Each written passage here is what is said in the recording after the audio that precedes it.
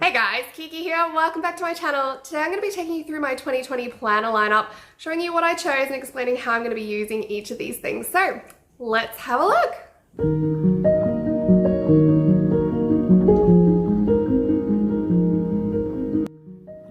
Right, so these are my planners, journals for 2020. Now I flipped you around to give you a better look. I'm going to start off with the things that I've already shown you a little bit of. Now you guys have seen me set up my Transformer planner and my Franken planner. If you haven't seen those videos yet, I will link them in the description box below for you. So the way I set it up was that I Franken planned both my blog and YouTube planner and my everyday schedule planner in here. I then went ahead and made a Transformer planner. So in here I had originally planned on making this a wellness planner. I've used it a little differently so far to try it out, but it was going to be a wellness planner, a creativity planner, or creativity journal rather, and then my faith planner, faith journal. So I've been trying out using these new for me setups in the last 4 or 5 weeks, and I have to say that within a couple of weeks of using it, I really missed bullet journaling. So I have gone ahead and bought a bullet journal for this year as well. So you're probably thinking, oh my goodness, that is a lot of planners. What are you going to do with them all? Well, I'm going to change up the way I'm using these to start with. So with this, the faith planner and the creativity journal are just fine the way they are, but I do want to take out the wellness planner because I am going to wellness plan in my bullet journal. So I'm going to go ahead and remove all those. Now, I'll just give you a look. How I've been using it so far is each day of the month I've been writing in one thing that I'm proud of, or I feel like I achieved that day, no matter how small it is. And then I have been using a section to just record a highlight or, you know, a special moment or something from the day. And then another section to track symptoms because I've been having some health issues that we haven't quite got to the bottom of yet. So that's what I've been doing with that so far, and I've actually really liked it, but I feel like there's not quite enough room for memory keeping for me because I don't keep a lot of photos in my journals, but I do like to write a lot and it's just not enough room. So I'm gonna go ahead and remove it. As you can see, I've barely even used it in December. I've been so busy and a little unwell, so far things haven't been going to plan with that. But yeah, I'm gonna go ahead and remove that.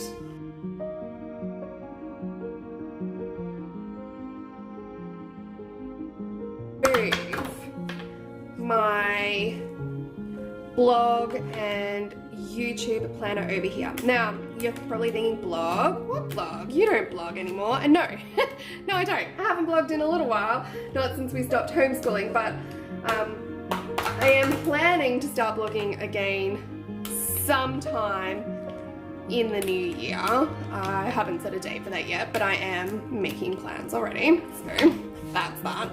And also there's like YouTube planning and things like that. So all of these bloggy planning pages are going to come out and go into here.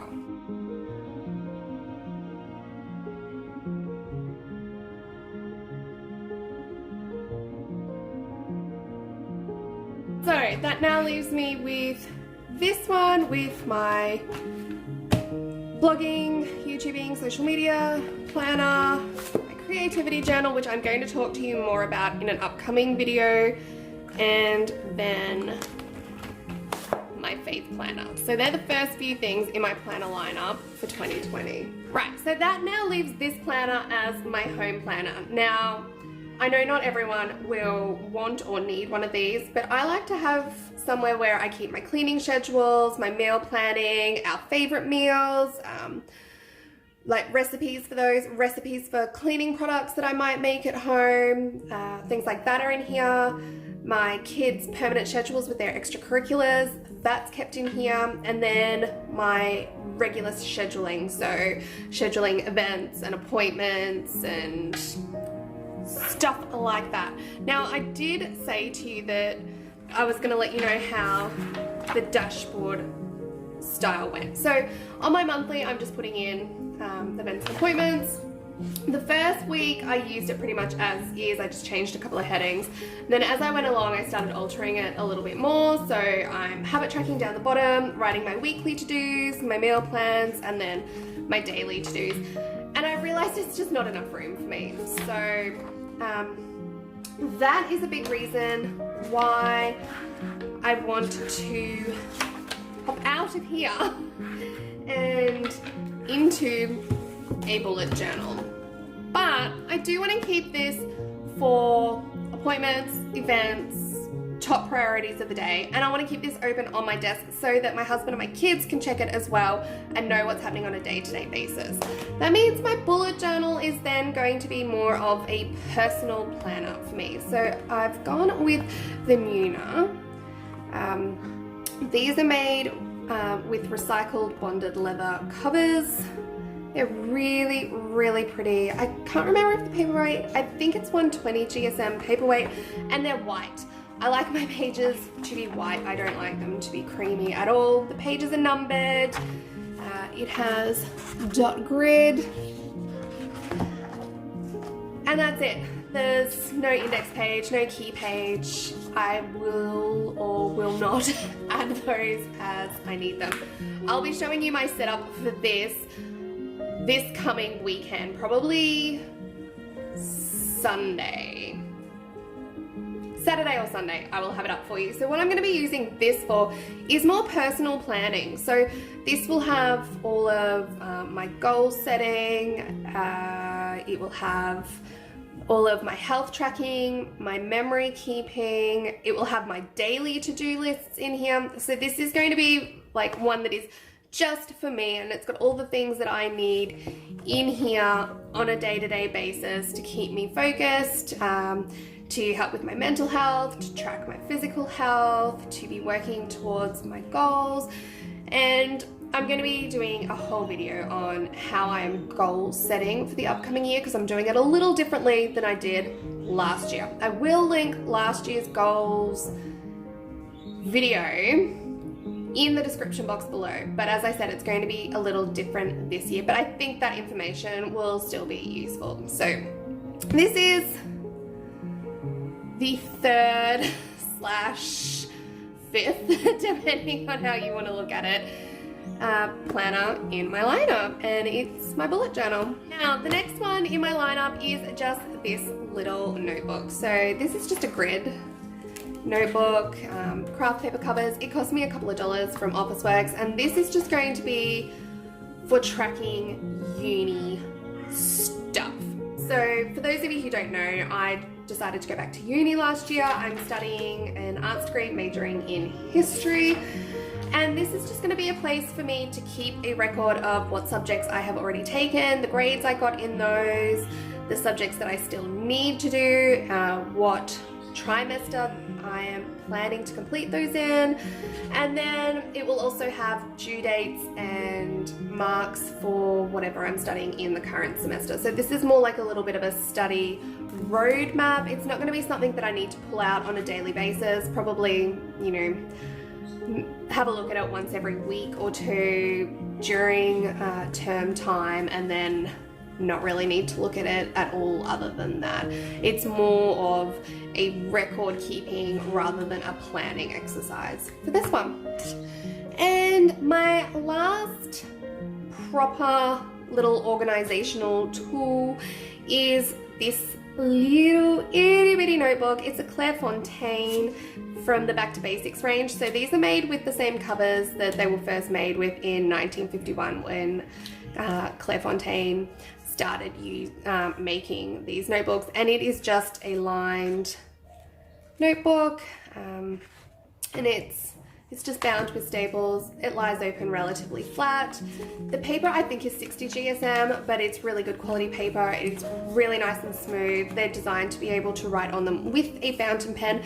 And this is just gonna be the little one that I pop in my handbag to take with me. I always carry a notebook in my handbag so that if I think of something while I'm out, or someone says, oh, you should check out this show or look up this, I don't know, school, store, whatever, I have somewhere to write that down. And if I have a lot of errands in a day and I don't want to be carrying around my planner or a bullet journal or anything, I will just write myself a little list in my notebook and take those with me. So it's 96 pages, it's 90 GSM, just looking at that now.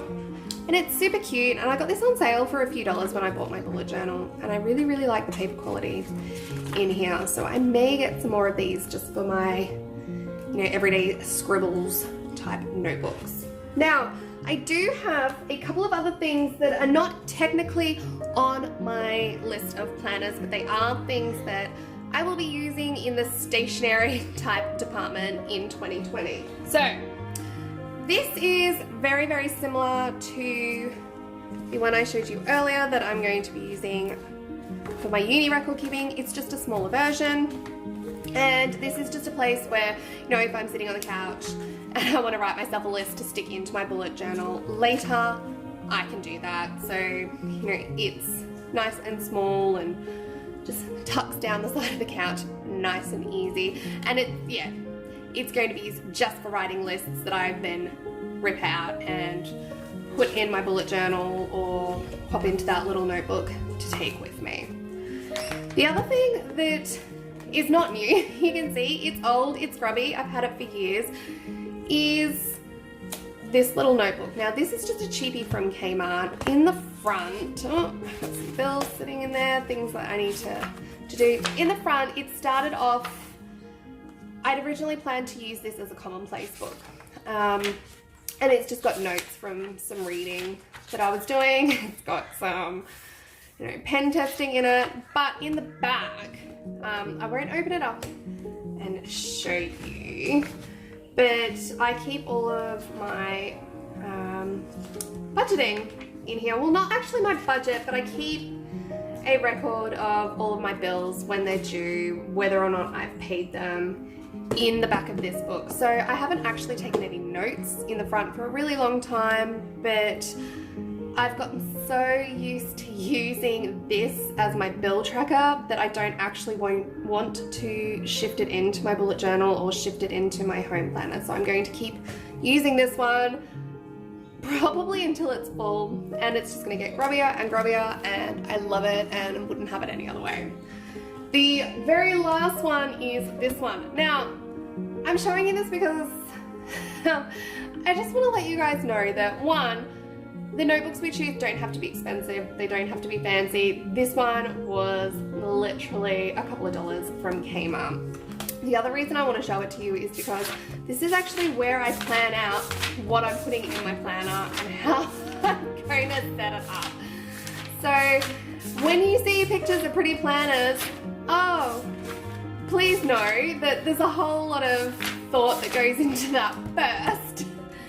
And that's okay. It's alright if you take your time with your planners and you take forever to decide what's going in your bullet journal and how you want it to look. A lot of people who plan in a bullet journal will pre-plan the spreads, not the information in the spreads, but the spreads themselves in another notebook. So that's what I use this for.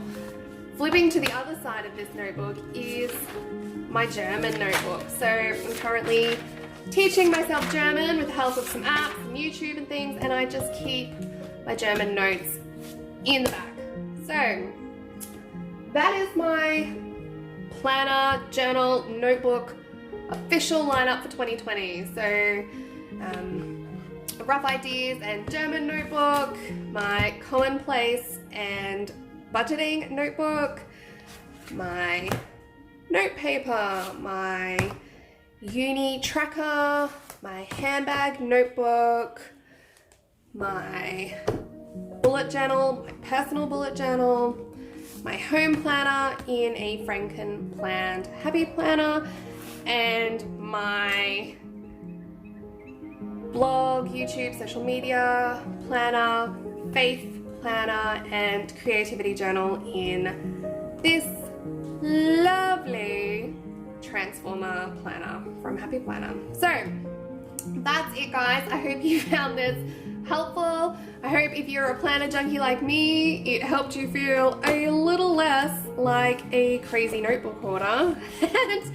And if not, I hope it gave you some ideas of what you could be doing with your planners in 2020. Now remember, it's cool if all you want to do is have a piece of paper and a pen. It's also cool if you want to have 20 different planners for 20 different things.